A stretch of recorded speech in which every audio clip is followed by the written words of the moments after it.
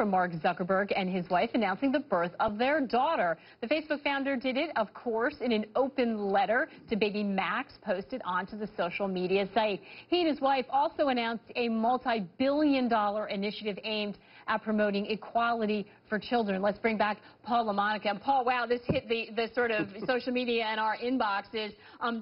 He's obviously thought a lot about this, and when we're talking about multi-billion-dollar investment, we're not kidding, Yes, he says in the letter to baby Max, congratulations to Mark and Priscilla, by the way. This is currently valued at about $45 billion. 99% of his stock over the course of his lifetime is going to be gifted to philanthropic causes.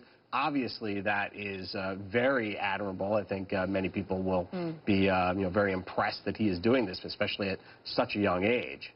Yeah, and so he's gifting it, but he's going to have control, presumably, or some kind of control over where it's spent. It's going to be drawn out over years. We don't know yet, because this is so new, exactly what his involvement is going to be, but one has to think they're going to pursue causes that are near and dear to their heart. Definitely. You think education based on Priscilla Chan's background, but as you already pointed out, this is not something that's going to happen overnight. Facebook doesn't have to worry. Facebook investors don't have to worry about, that all of a sudden Zuckerberg is stepping away from the company. He said in the letter to Max he's going to be CEO for many, many years, as you would expect. And then there was also an SEC filing that was a lot more concise than this letter to Max, that they say that they're going to gift no more than $1 billion worth of Facebook a year over the next 3 years to start up the Chan Zuckerberg initiative. So that is something that is clearly not a huge amount of stock, and Zuckerberg is going to control the voting power and what gets done with that stock. So I don't think any investors really have to worry about him taking a step back. Right, and we've sort of seen this happening. I mean, clearly Bill Gates, we had him on from Paris talking about another massive investment into clean energy. And Mark Zuckerberg's involved in that too. Absolutely, but for someone so young, I mean, we should point out, this is somebody who, when they went public just a year or so ago, people didn't even know whether he was capable of being CEO. We were talking about the fact that he wore a hoodie all the time. The transformation is pretty staggering.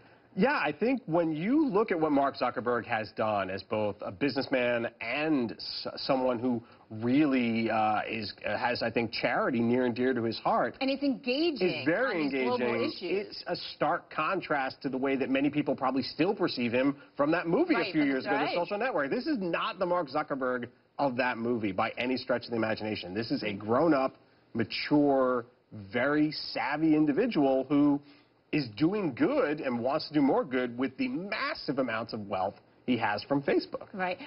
Is this going to, I don't even know. It's very hard to find a skeptical reason to question his motives here, honestly. Is this going to change the burden on these tech entrepreneurs? I mean, there was a time, and there's a lot of criticism leveled at Silicon Valley about the fact that the gains in technology are not shared by society, right? These companies enrich themselves, but they don't create a lot of jobs necessarily, and that there's sort of a, frat culture, some say, in Silicon Valley. This is a game changer in terms of what your responsibility is as a young entrepreneurial billionaire.